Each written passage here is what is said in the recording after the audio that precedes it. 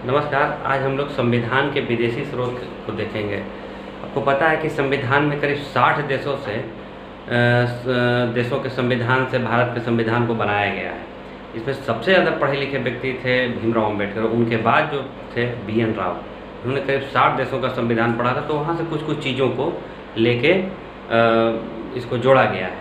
और इसका सबसे ज़्यादा प्रभाव अगर हमारे विदेशी स्रोत पर किसी का है तो है 1935 का भारत शासन अधिनियम में, जिसमें से करीब लगभग 250 आर्टिकल जो है सो मूल तौर पर ले लिए गए हैं या थोड़ा बहुत उनमें परिवर्तन किया गया, और उसके बाद जो बचे हुए आर्टिकल हैं या जो भी चीज़ें हैं तो यहाँ से ली गई। तो 1935 का भारत शासन अधिनियम बहुत ज़्यादा प्रभाव डालता है भारत के विदेशी स्रोतों के संविधान के स्रोत पर।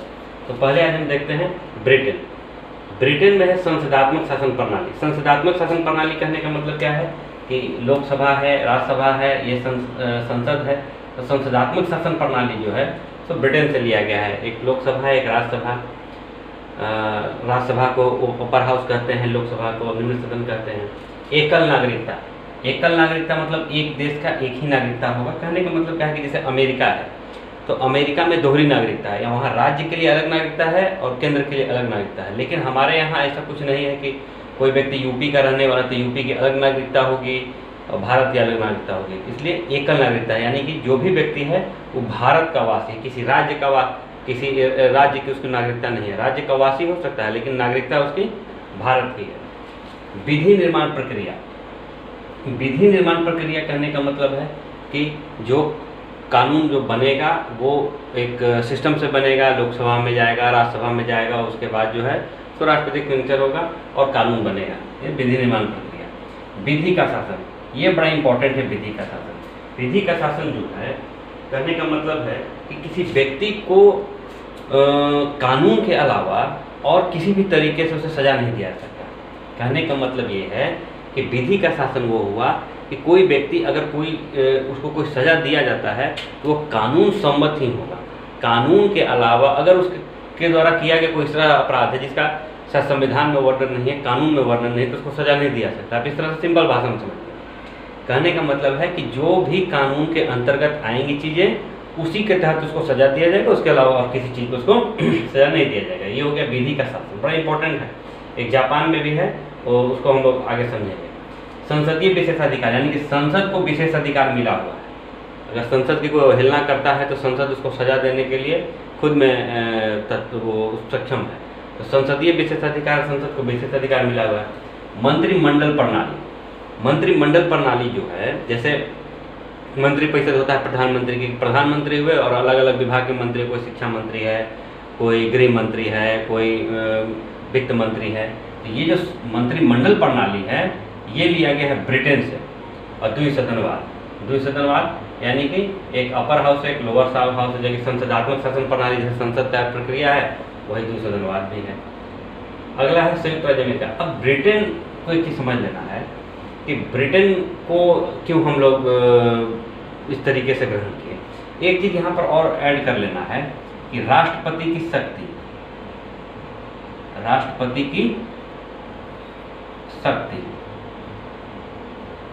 अब अमेरिका से लिया गया है राष्ट्रपति का पद, निर्वाचित राष्ट्रपति का लिया गया है पद अमेरिका से, लेकिन जो राष्ट्रपति को शक्तियाँ मिली हुई है वो मिली हुई है ब्रिटेन के राष्ट्रपति की। यानी कि ब्रिटेन में राजा होता है, वहाँ राष्ट्रपति तो होते नहीं हैं। तो वहाँ की जो राजा को जो शक्ति मिली हुई है वही शक्ति भारत के राष्ट्रपति को मिली हुई है। यानी कि पद लिया गया है अमेरिका से राष्ट्रपति का, और जो राष्ट्रपति को जो अधिकार दिए गए हैं वो दिए गए हैं सारे ब्रिटेन वाले। तो संयुक्त राज्य अमेरिका से प्रस्तावना है कि हम भारत के लोग, भारत को संपूर्ण प्रभुत्व संपन्न, ये जो प्रस्तावना है ये लिया गया है अमेरिका से। मौलिक अधिकार 36 से 51, बड़ा इंपॉर्टेंट टॉपिक ये है। 12 से 35, 36 से 51 तो राजनीतिक तत्व है, 12 से 35 मौलिक अधिकार है। मौलिक अधिकार बड़ा विस्तृत चैप्टर है और इसको जानना बहुत ज़रूरी है। ये सबसे दुनिया में पहला देश था जो अपने नागरिकों को मौलिक अधिकार दिया, फंडामेंटल राइट दिया अमेरिका ने। न्यायिक पुनरावलोकन, यानी कि सर्वोच्च न्यायालय को ये शक्ति प्राप्त है कि अपने दिए गए फैसले पर दोबारा विचार कर सकता है।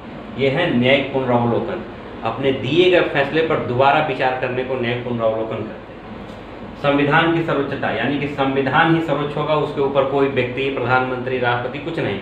सबसे ऊपर है संविधान, संविधान के बाद सब है। न्यायपालिका की स्वतंत्रता, ये भी बड़ा इंपॉर्टेंट है। एग्जाम में सवाल पूछता है कि भारत की न्यायपालिका किसके अधीन है, तो भारत की न्यायपालिका किसी के अधीन नहीं है, भारत की न्यायपालिका स्वतंत्र है, वो संविधान के अनुसार चलती है। संविधान की व्याख्या कौन करता है, तो न्यायपालिका करती है। जब ऐसा लगेगा न्यायालय को कि ये जो कानून है वो सही नहीं है, मतलब संविधान सम्मत नहीं है,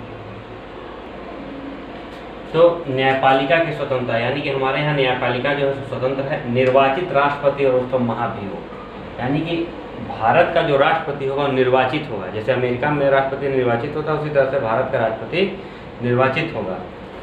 और उसका महाभियोग यानी कि उसको हटाने की भी प्रक्रिया है। ये महाभियोग की प्रक्रिया आर्टिकल 61 में है, जिसमें केंद्र सरकार लोकसभा और राज्यसभा के द्वारा महाभियोग प्रस्ताव पारित करके राष्ट्रपति को हटाया जाता है। उपराष्ट्रपति का पद, भारत में उपराष्ट्रपति का भी पद है, जैसे अमेरिका में उपराष्ट्रपति का पद है। उच्चतम न्यायालय और उच्च न्यायालय के न्यायाधीशों को हटाने की विधि, तो उच्चतम न्यायालय और उच्च न्यायालय दोनों जो न्यायाधीश को हटाने की प्रक्रिया वो महाभियोग ही है, लेकिन वो प्रक्रिया महाभियोग कहलाती नहीं है। लेकिन पूरी प्रक्रिया महाभियोग, जैसे एक शब्द है महाभियोग, ये केवल प्रयोग होता है राष्ट्रपति के लिए कि राष्ट्रपति को हटाने की प्रक्रिया महाभियोग कहलाती है, लेकिन जो हटाने का जो तरीका है वही तरीका न्यायाधीशों को भी हटाने का है, लेकिन इसको महाभियोग कहते नहीं हैं। शब्द स्पेशल महाभियोग राष्ट्रपति के लिए प्रयोग किया जाता है। वित्तीय आपातकाल, आर्टिकल 360 में वित्तीय आपातकाल है। अभी तक जब से भारत आज़ाद हुआ है तब से वित्तीय आपातकाल अभी तक भारत में लागू नहीं हुआ है। आयरलैंड, नीति निर्देशक तत्व, आर्टिकल 36 से 51 में भाग 4 में राज्य के नीति सिद्धांतों का वर्णन किया गया है। ये राज्य के लिए जरूरी है कि ये राज्य लागू करे, कोई ज़रूरी नहीं, दबाव आप बना नहीं सकते राज्य पर कि ये लागू ही करे। आगे हम इसको विस्तृत पढ़ेंगे। राष्ट्रपति के निर्वाचक मंडल, आर्टिकल 54 में राष्ट्रपति का निर्वाचक मंडल है। निर्वाचक मंडल में कौन कौन आते हैं, लोकसभा, राज्यसभा और राज्यों के विधानसभा के निर्वाचित सदस्य। इसमें लोकसभा के जो एंग्लो इंडियन थे, हालांकि अब तो समाप्त हो गए, तो वो नहीं आते थे। जो राष्ट्रपति जो 12 लोगों को नॉमिनेट करते हैं वो नहीं आते थे। और चाहे राज्यों में जहाँ जहाँ एक एक एंग्लो इंडियन की नियुक्ति थी, या जम्मू कश्मीर में पहले 2 महिलाओं की नियुक्ति थी, इनको हटा दिया गया। ये इसलिए हटा दिया गया कि अब राष्ट्रपति ही 12 लोगों को नॉमिनेट कर रहे हैं लोकसभा में और 2 लोगों को राज्यसभा में, तो एक उनका मोरल ड्यूटी बन जाएगा कि जो हमको नॉमिनेट किया है हम उन्हीं को सपोर्ट करते हैं, तो वो निर्वाचन ईमानदारी पूर्वक नहीं हो जाएगा, इसलिए उनको बाहर रखा गया है। विधान परिषद भी बाहर है, इसलिए विधान परिषद बाहर है कि हर एक राज्य में नहीं है, मात्र 6 राज्यों में विधान परिषद है, इसलिए निर्वाचक मंडल में लोकसभा, राज्यसभा और राज्यों की विधानसभाओं को रखा गया है, उनको नहीं रखा गया है। राज्यसभा में 12 लोगों को मनोनयन, अब आर्टिकल 80 के 3 में राज्यसभा के 12 लोगों का मनोनयन है।